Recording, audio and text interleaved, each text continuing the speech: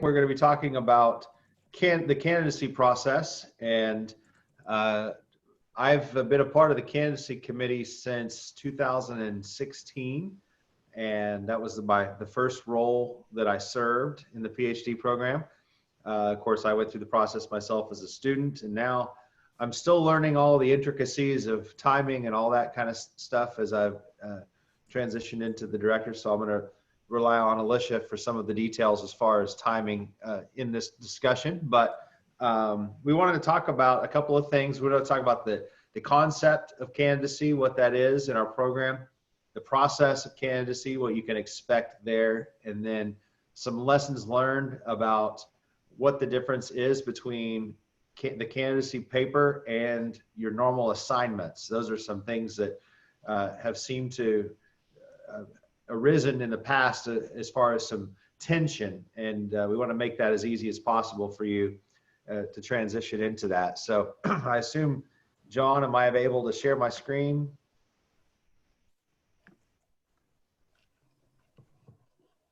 Yep, go ahead. Okay. All right, so I've got a PowerPoint here. I'm going to I'm going to put up on the screen. I'm not going to throw up, hopefully. Okay, so candidacy purpose is to demonstrate your capacity to research and write and prepare a scholarly paper on your topic of choosing. And one of the questions that I've gotten before from potential applicants, and even one question I had myself in the past, was why do we do it this way? You know, there's a lot of differences, a lot of different approaches in different programs on how to get to the candidate status, the PhD with a little C by your name or by the letters, and some use the comp approach. And the comp approach is basically where you go and take a ton of tests over content of the program that you're in. So if we had a comp approach, you might take a test about leadership theory, organizational theory, some of the concepts you learn in the coursework. However, for our program, the philosophy is quite different. And the understanding of the PhD is not that we're just simply mastering content. That's not the goal of this program. The goal of the program is to help you transition from a student to a scholar.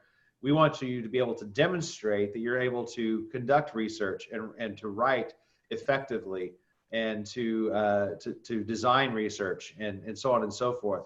And so for the candidacy, our purpose of having a paper is for you to then display your ability to succeed moving forward. We want to make sure that we see you're able to research appropriately, to choose scholarly sources, to critically think, to develop a structured paper, and write and communicate clearly as well. And so the candidacy paper in that regard, that's what it does, is because it shows us as faculty essentially that you're going to be able to have the abilities to succeed moving forward.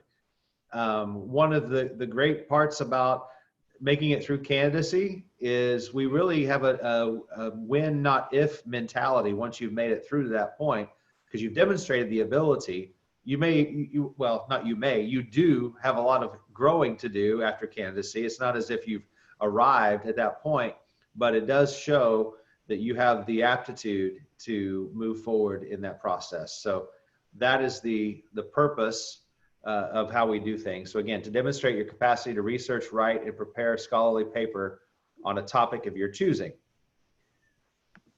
So the candidacy process, the overview, we want you just to start out by praying. And I mentioned, if you were in the last session, about the importance of candidacy and the overall process of your journey.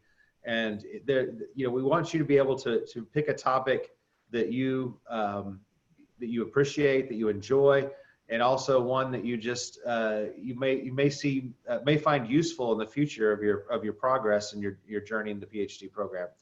So pray about it and brainstorm topics. Some ideas for doing that is to read papers that are relative to your content idea, the area, the context that you want to approach, the topic that you want to explore. Go through different journal articles, but also take a look at dissertations and things of that nature to kind of get a sense of the idea of what you're doing. And then at some point then in your journey, you're going to get an email from me, and it'll be time to schedule an advising call where we'll just sit down and talk about your idea for your candidacy paper. You're going to say, okay, here's what I want to do. I'm going to have questions for you about the content, about the scope, about what you're going to be adding to the body of literature.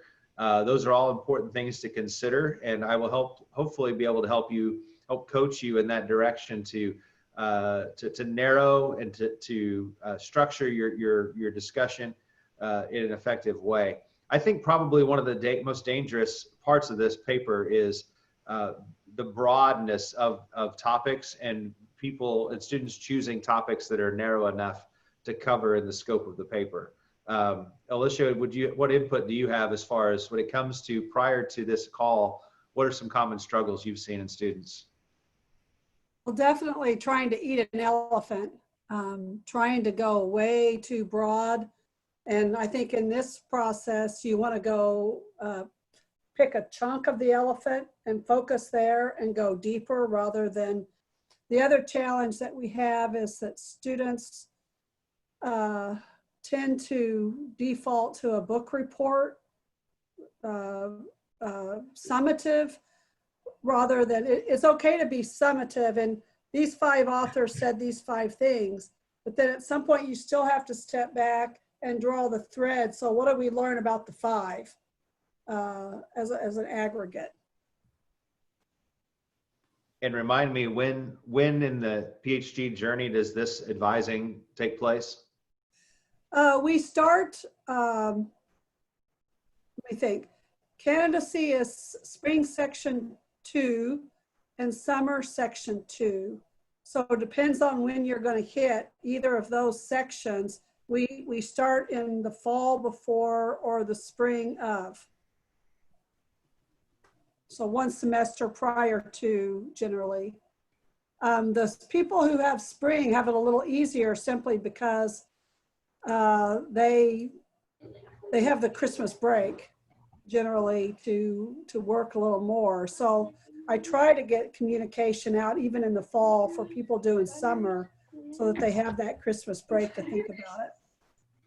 And it's a good idea to start thinking about your topic very early. You'll always be thinking from the very beginning what you want to explore and help you be more prepared for that, and use your assignments and your coursework to kind of refine that even as you go through where possible and where applicable. So once we have that call, we kind of have an idea of what your topic will look like and what your paper will look like.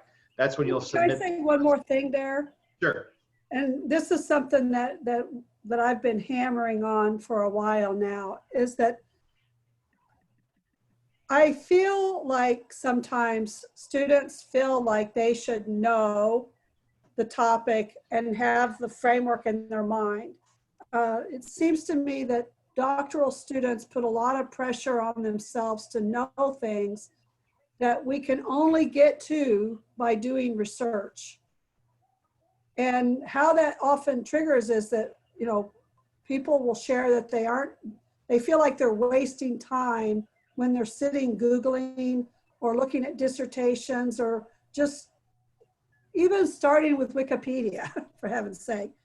But you've got to learn your topic. So I want every student on this call to give yourself permission to do research.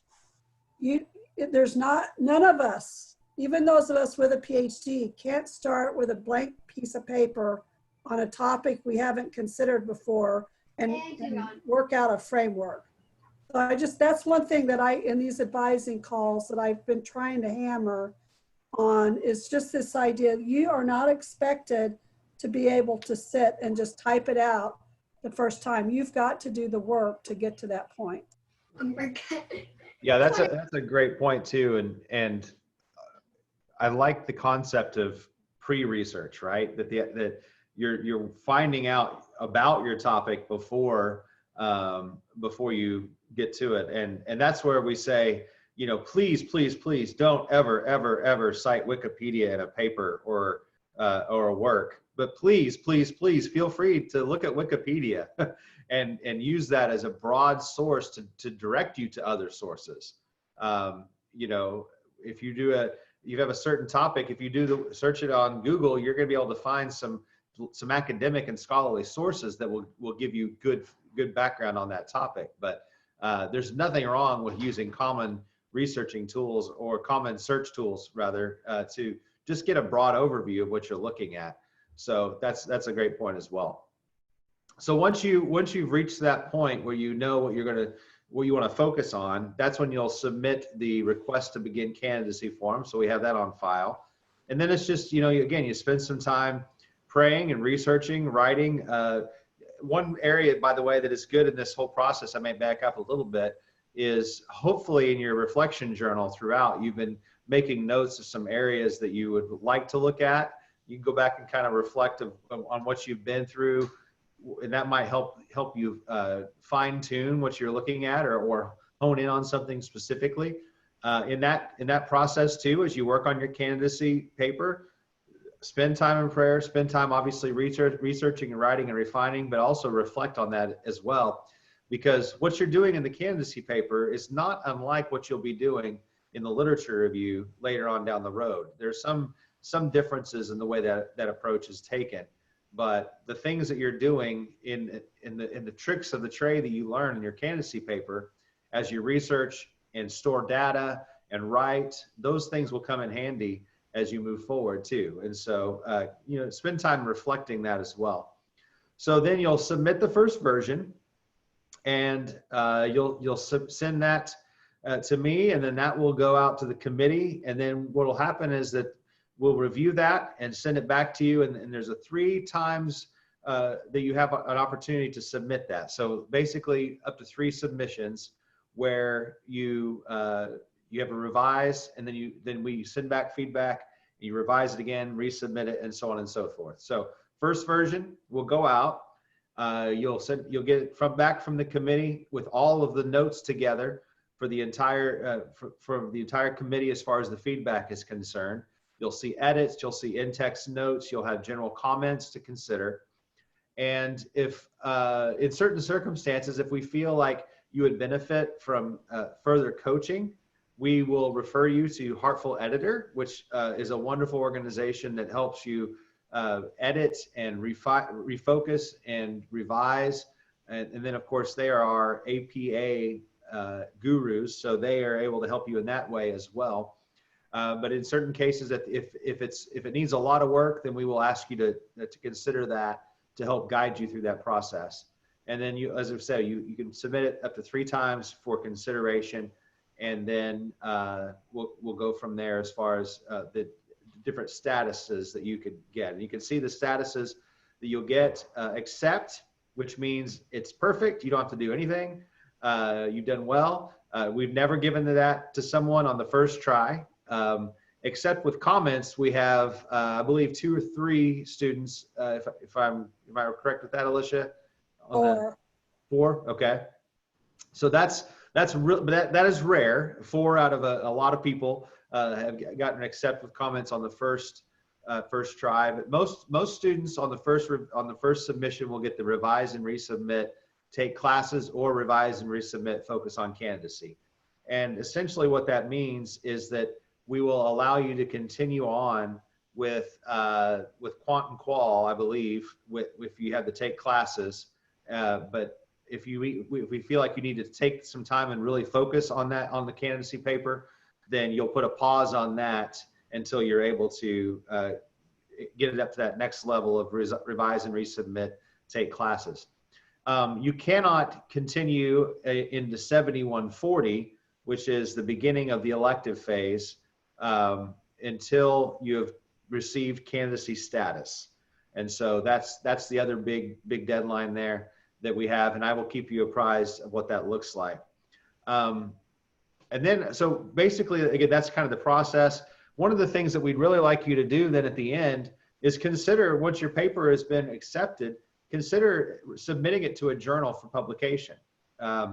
You can get some more advice on that from your candidacy coaches, but also it's just a good exercise to consider what it looks like submitting your paper to a journal for consideration for publication.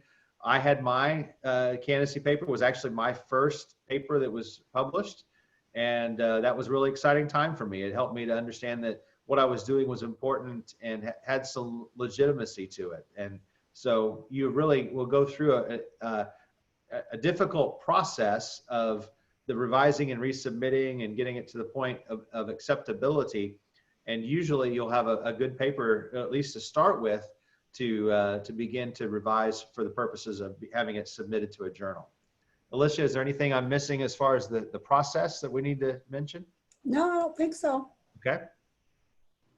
So let me talk about them briefly, the differences. And one of the things that you'll find is that there are differences between candidacy and assignments. It is a different animal, so to speak. It is a different experience.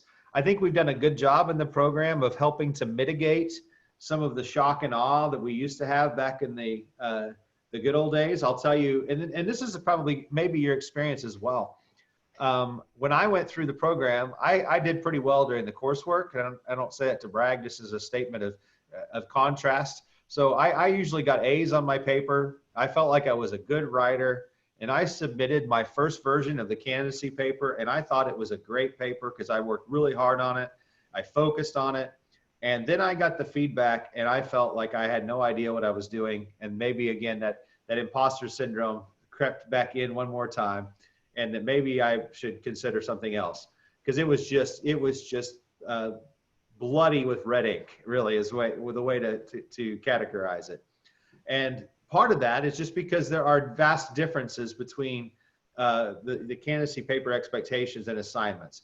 For one thing is that you've got a committee that's reviewing that, and we are reviewing it with high standards. We are not pulling punches in regards to our feedback. Now, one of the things that's hard to do for a student, I know it was hard for me and for scholars as well, is to separate our work from our person. That it seems like an extension of ourselves. And so sometimes that critique is really hard. And so that's something to just to be prepared for, be aware of, that it will be shock and awe, as Alicia says. There's gonna be a lot of shock and awe in that first version, typically, when you receive the feedback.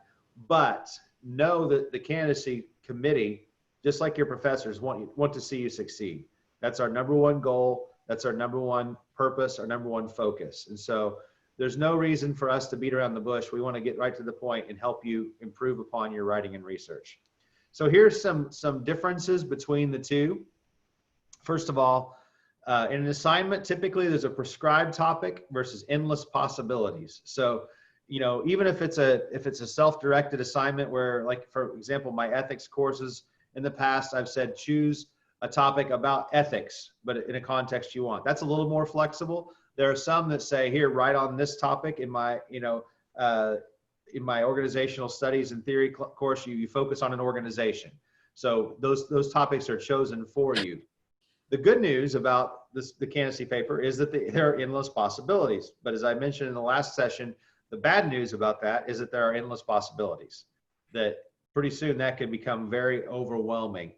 And as I mentioned previously, this is an important paper. It serves more than just the purpose of candidacy. We want it to contribute to your whole journey as well. But I also want to say very, very explicitly to beware of paralysis by analysis. At some point, you just got to write a paper. You just got to pick a topic and you just got to write a paper, because you could spend months trying to find the perfect topic or the perfect way to do a paper. And remember, again, that our purpose, yes, is to do good writing and good research, but we also want to get you through this program. And so at some point, don't be bogged down by the paralysis of choice, but just focus on, finally just say, okay, this is what I'm going to do. It may not be perfect, but this is what I'm going to focus on. So that's a struggle for some students, is that endless possibilities versus the prescribed topic. I would have much rather the committee say, okay, I want you to do a candidacy paper about X, Y, or Z, and I would have picked the topic and ran with it. But that's not what researchers do. And again, we're trying to prepare you for the future as a PhD. Second thing there, professor review versus committee review. I will be honest with you, as a professor, I found that it's difficult to give the level of review necessary in a candidacy paper process. I try to be very stringent in my review and try to give meaningful feedback. But whenever you're a professor, particularly for our affiliate faculty, most of them have other jobs and responsibilities, other places as well. And we're trying to balance all of that. And so when you take what you're doing times a couple of classes, and so you've got all these papers. In fact, about a month ago, I had 3 courses that I was teaching end at once. And so I had to review 47 papers that were 20 pages or more in 1 week. That's a lot of papers to review. And so understand that there's one professor, and one professor has a way of grading and a way of doing things in a course. When you have a committee review, it's much like the dissertation and research proposal committee, where you've got different perspectives and different ideas. It will, at times, I will say, you may receive conflicting advice, where one committee member might say, you really need to do this, and the other one will say, you don't need to do this, or add this or take away, or whatever the case may be. So what you need to do as you consider the revision is to consider that feedback as a whole. And then you need to discern the best revisions based on that feedback. You know, it's a little more difficult to discern at times, especially if there are some things that are at odds from your reviewers, but that's sort of the nature of the academic world. I will also say this, that when it comes to your writing and your research, the key is the why behind it. So sometimes if a committee member will say to you, I really think you need to do this or address this, or you need to go this direction or revise this section, it's okay to disagree as long as you have a good, solid academic reason why. That will be more in play as you move forward in the process. But even in the candidacy paper, at times, if there's something that you don't understand, particularly if there's conflicting recommendations from committee members, know which one you're going to select and know why you're going to select it. Because if you go against me as a committee member, if I've given you advice and Alicia has given you a different piece of advice and you choose her advice, I may come back to you and say, why? Why did you do that? And it's good to know the whys behind that. So again, professor review versus committee review is a difference that you'll need to understand. And then class standards versus candidacy standards. As I mentioned before, oftentimes the standards for a course are not quite as high as the standards for a candidacy paper. We're trying to get you to the level where you can demonstrate that writing and research and provide an academic document. So it's a much higher bar. And it's very, very, very key that you know your APA. And let me say that again. It's very key that you know your APA. In case you missed it, let me say it again. It's so absolutely key that you know APA. Now, I will tell you this. This is one, I remember the first committee, or I'm sorry, first retreat that I ever attended as a student. And I'll never forget one of the professors who was on the candidacy committee at the time. He said something to the effect of, if your papers didn't stink, we could get them to you quicker. And that stuck with me. And I was like, oh, okay. And now after I became a reviewer and a professor myself, I understood what he meant. Is that I think one of the biggest weaknesses of our candidacy papers is people don't pay attention enough to APA standards. And let me tell you, if you submit to the committee a paper that is just wrecked as far as style is concerned, it is so difficult to get an idea of the content of the paper. And so have that, and the bottom line, if I could be so blunt, is you have no excuse to not have APA on lock. You've got the manual, you've got Google, you've got all kinds of resources that you can do on your own. You don't even need to talk to a committee member or a professor. You can get it very, very good without any consultation with anybody, just with your manual and with Google. And so make sure that you have that style, that APA. The better you do that, the quicker you're going to make it through the process, but also the better off you're going to be in the long run as well, because the standards of APA are going to get increasingly higher as you move through this journey. And it starts right here with candidacy. And then of course, I say obsess over structure. that's another area that I really see weaknesses in papers, is that there's not a clear structure that's logical and easy to follow. If I have to guess where you're going next in a paper, then that's a bad thing, because I'm not going to be able to understand it and process it completely. As I mentioned in the last session, have a clear purpose statement. And I would always recommend in an opening paragraph to kind of give a roadmap of what you're going to be doing in the paper. That at first I'm going to describe this, then I'm going to consider that, and then finally I'm going to synthesize the two to make an assertion based on this. If you do that kind of description, again, it's like taking the hand of your reader and walking them through. Another key element for that is using headings and subheadings. If you use those effectively, that will also help your reader know exactly where you're headed. And then finally in that, you need some summary and transition material. If there's no transition, it's very difficult to follow the flow of your paper as well. So those are all things that are very vital. And then lastly there, research versus research plus adding to the literature. That's what Alicia was mentioning earlier about book report. It's not just a book report. You're not just telling us what the literature says. You're making a new connection or you're making a new assertion. Some examples of what that might be. For me, it was, I noticed in missional discipleship, this concept in the literature, they talked about discipleship a lot, but I never really found a tangible definition. So I did a survey of the missional discipleship literature and developed a tangible definition. That was the creation of material. That was the addition to the literature that took place for me. Others have taken two different fields and made connections that would never been made before. Others had applied one context or something that had been carried out in one context and suggested that application to another. So for example, an ethical situation where there's no code of ethics for ministers in this denomination. And so you found a code of ethics in a clergy of a hospital, for example, and you compared and contrasted the ethical issues that might come up in ministry, and you found those connections and you made that new assertion.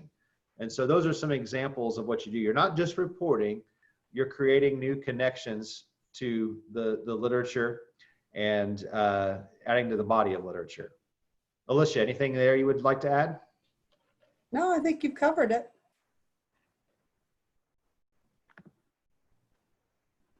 Okay, so now, what questions can we answer? What can we help you with about candidacy, the process, and just the overall experience? Could you explain again the status? I understand accept and accept with comments, but I don't understand the last two. Sure. So if you have a paper that we deem is not very close, frankly, if we don't expect the next one to be a pass. So for example, sometimes you'll get a review, continue with candidate or continue with coursework because we think you're not far from achieving candidacy status. The first one there, as far as revise and resubmit, focus on candidacy, means that all your coursework is put on hold. So you're not going to enroll in courses until you reach that next level. So it's really saying you really need to focus on this. We don't want you to be distracted by coursework. We want you to be focusing on this and accomplishing this goal of getting through candidacy. So that's revise and resubmit, focus on candidacy. If you get revise and resubmit, continue with courses, then that means that you'll go ahead and you'll be enrolled in the next courses. And so while you're taking those courses, you'll be also working on your candidacy paper. So you'll have two things going on at once. And then if you get accepted with comments, then what we want you to do is we want you to go ahead and take that, revise it a little bit more. You've already achieved candidacy status, but for your final paper, we'd like one more revision and submission. And then of course, the top level there of being accepted, it just means you got it, you nailed it, no need to revise it, we're good to go. Does that make sense? It does. So when I look at the schedule that I'm on, I'm in cohort 16. So that puts me next spring for candidacy, I think. So it's not just like a 7-week period. It actually is an extended period of time. Correct. Correct. Yeah. So technically, we want you to start working on your candidacy paper while you're still going through courses. And so you'll be doing that. Again, you'll be thinking about it now. We'll have that conversation. You'll start that process with that form.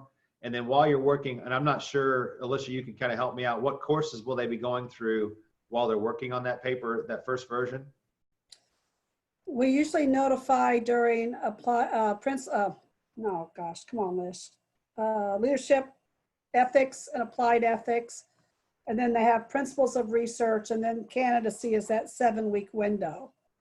So one of those 3 classes is generally where they're at while they're trying to focus on candidacy. Okay. Yeah. So leadership or personal ethics, applied ethics, or research. What was the last one? I'm sorry. Principles of research. Principles of research. Okay. So you'll be doing those courses, but you can be working on your paper at that time. And then there's that 7-week period where you do have that little bit of break if you need to focus on it to submit it. But I would recommend and say the quicker you can get that in, especially if it's a quality document, the better off you'll be, because then you can, there's always delays in your life. There's always delays.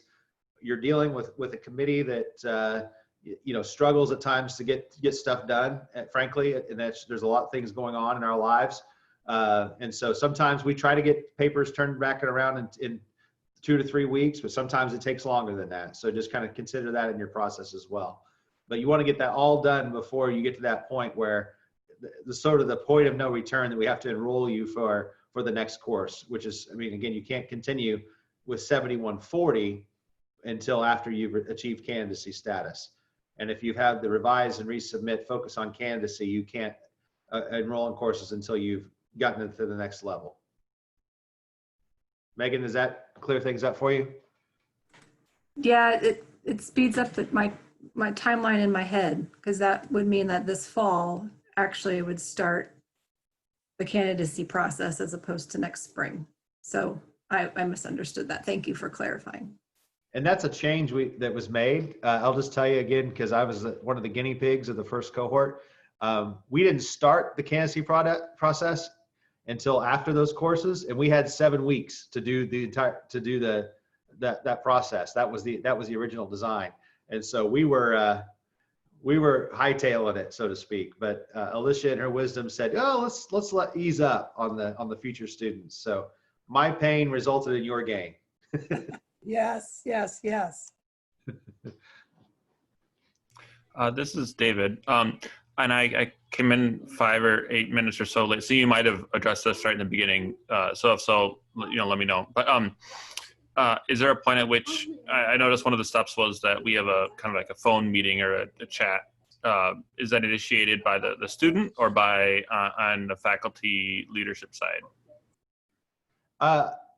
Again, correct me if I'm wrong on this, Alicia, but what I will do, what Alicia has done and what I will do is send out an email kind of notifying you that you're at that point in the journey. And then I'll just say, think about this, and then get with me and schedule a phone call. And then we'll just coordinate schedules and do it that way. Is that how you've done it, Alicia?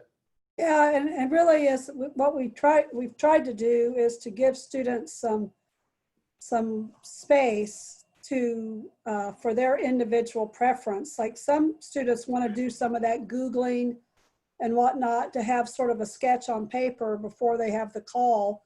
Others want to use the call to sort of brainstorm verbally together, and that gives you the flexibility to do whatever really sort of suits your style of learning.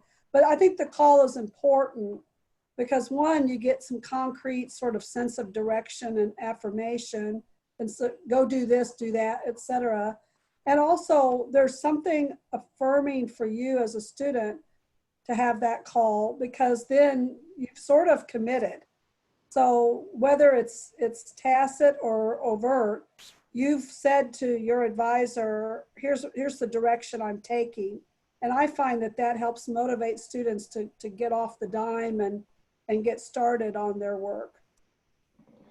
Yeah, and while I certainly would be able to help you throughout that process, we're definitely open, and not only me, but other, as I mentioned at the last session, other professors as well would certainly love to chime in. I'm sure if you have some thoughts and you'd like to kind of refine it, but hopefully by the time we schedule that call specifically, my role is not to help you pick a topic. My role is to help you to make sure your topic is refined and focused, and discuss it from that context. I don't want us to be in a situation at that point where you call me and say, okay, I don't have any ideas. What do you thought? What, you know, I have this general idea.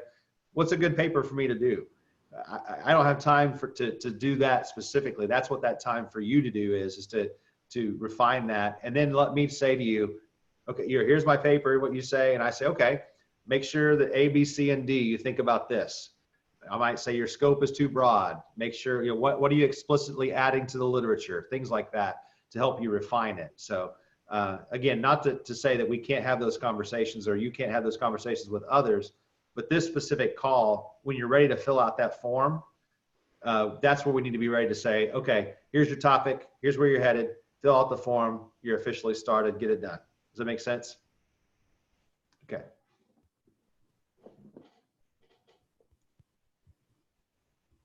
I have a question.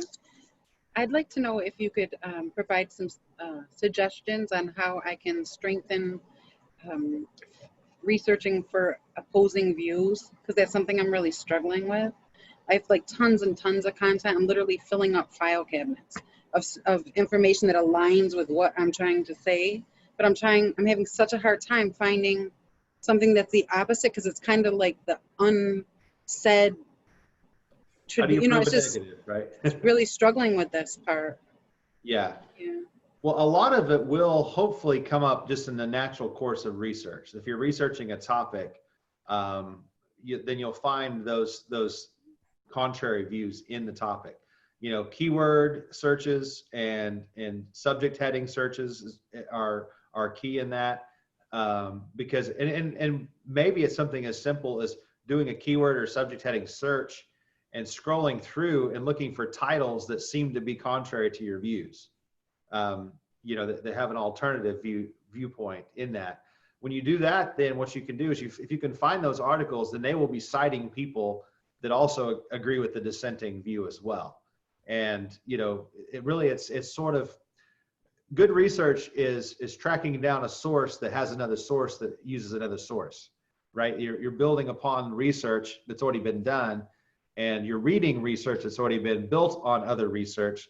So you can kind of follow that trail, if you will, back to the origin of the primary thinker, but also you can follow different trails based on what the writing is about, if that makes sense. So if someone is writing, you know, a critique of something, then you're able to see that in the paper and kind of follow their line of thinking and the sources that they are focusing on as well. So that would be the primary thing. Again, as mentioned before, don't be afraid to Google and even say critique of. So if, you know, like, again, I go back to my own work, adult learning theory, critique of andragogy, Google that and see what's out there. Critique of transformative learning theory, Google that and see what's out there.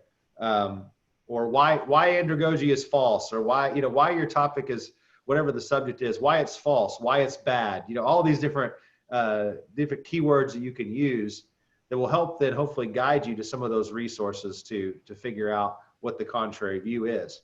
But you're right, and you bring up a good point there too, that is an important aspect of a paper at times, is to show the conflicting viewpoint, and if nothing else, to at least acknowledge that is out there.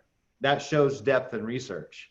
You know, if all you see in your paper are things and supports that support exactly what you're proposing, there's probably going to be an alternative viewpoint out there that needs to be considered. And if you include that, that gives strength to your paper. It seems counterintuitive a little, right? To write a paper about a topic or a discussion, and so, you know, but here's the opposite viewpoint. Here's why I could be wrong. Well, that actually does strengthen the paper, because it shows that you're considering all angles of the research as opposed to just whatever it is that confirms what you're thinking. Any other thoughts, Alicia or Will, as far as how to find opposing viewpoints? I think you covered it. I see the two big solutions there. It's in the broad sweep of your literature review, and absent that, Olivia, the advice to look up critiques I think is spot on.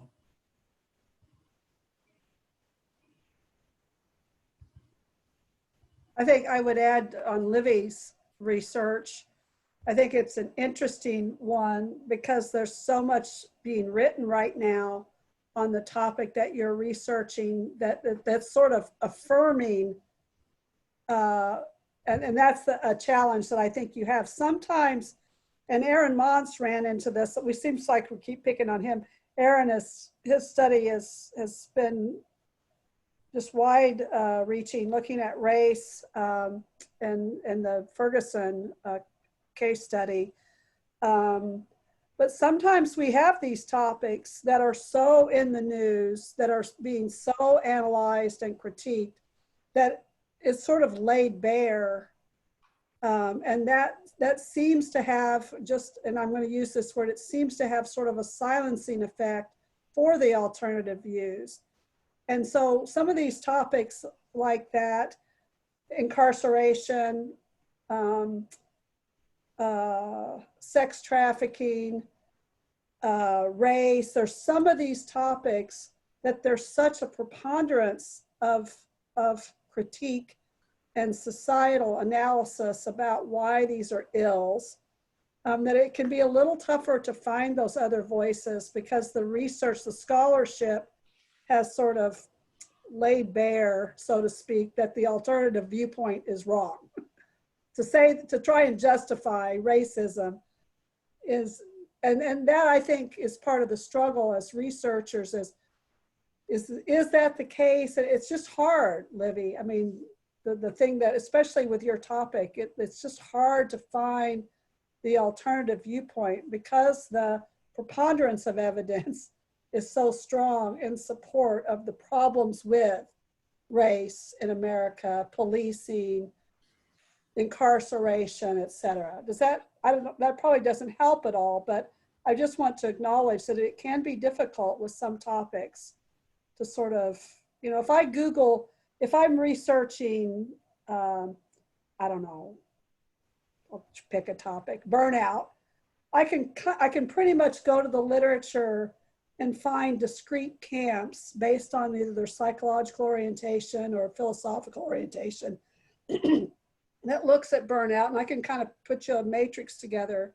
But some of these topics are so complex and so charged right now in our society, it's more difficult to have that discrete sort of disciplinary focus. I don't know if that helps at all. I think a parallel to that my master's is in New Testament. I think biblical studies is one area that is a kind of a parallel to that, because even though you may have an interpretation of a passage, and so, you know, scholars might say, for example, Ephesians, and you talk about the word predestined, what does that mean? And I might have a good scholarly background as to how to interpret that, and I can support that with the literature, but I have to be aware that there's a whole other section of literature that is in complete contradiction of the conclusion I've come to. Or even things like women's role in the church, for example. You know, the reality is that people have come to the conclusions about their own stances on those sorts of things based on what they view as solid scholarly background.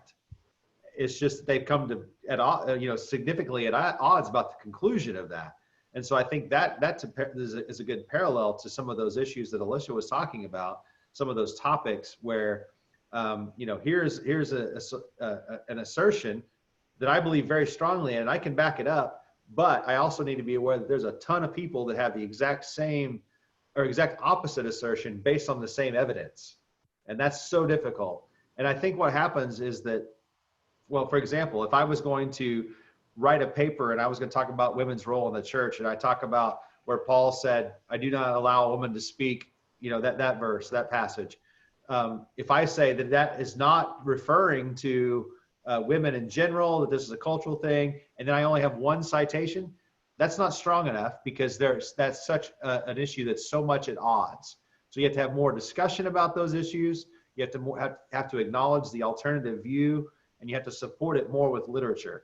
As Alicia said, there's some things where I can just say, this is what happens, and cite one person, and it's perfectly acceptable because it's not at odds with what people think. And, you know, there's not a big debate about that topic, but sometimes there are things where you have to really get into the details and support it as well. Will, I think I interrupted you. Will, what were you going to say?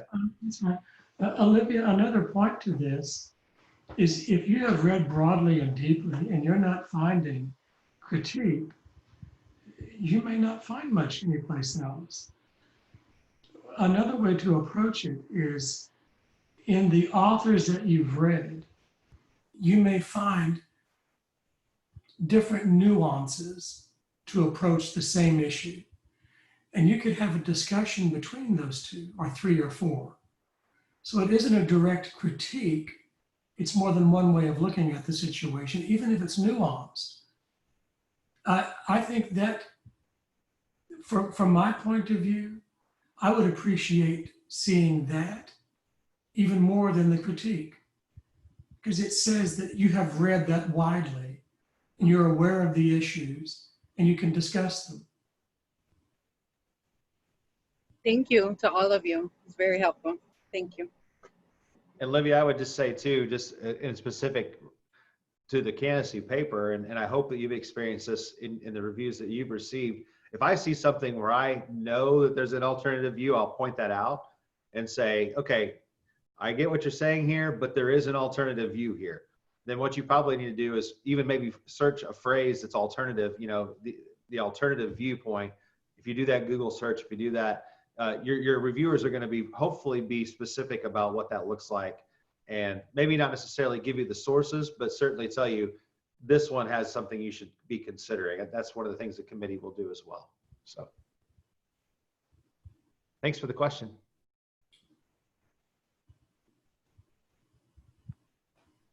What else?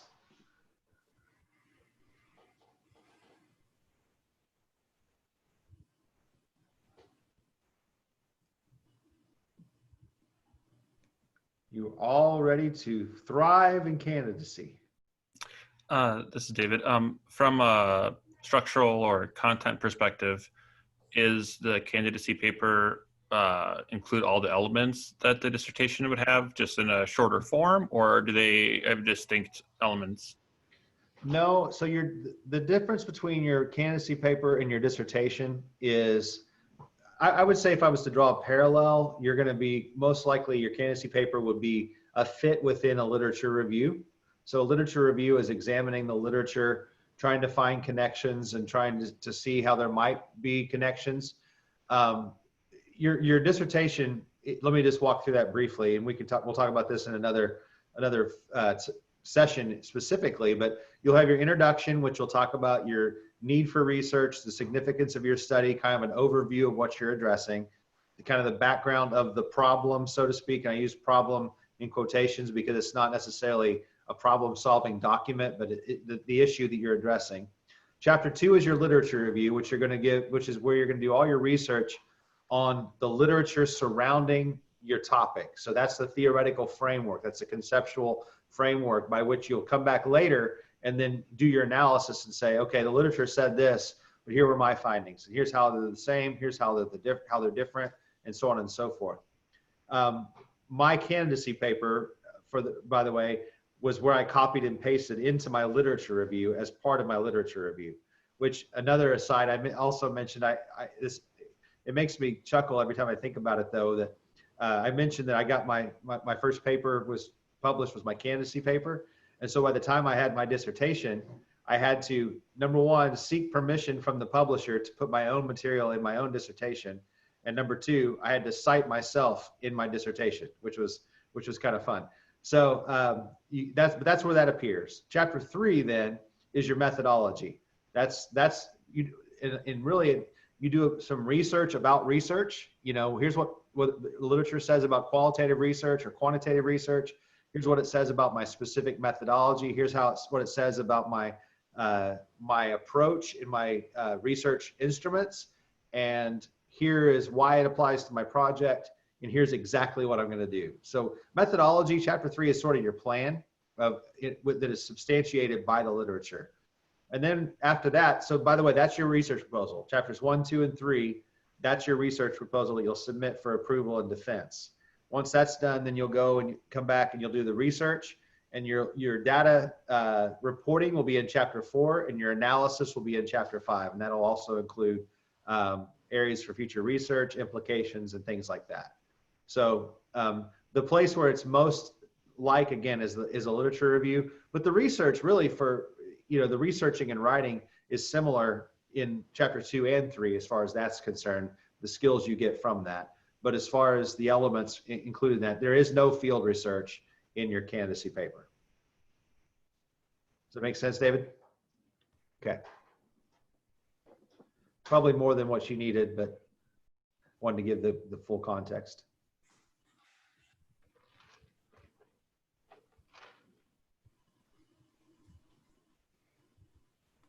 Any other questions at this point?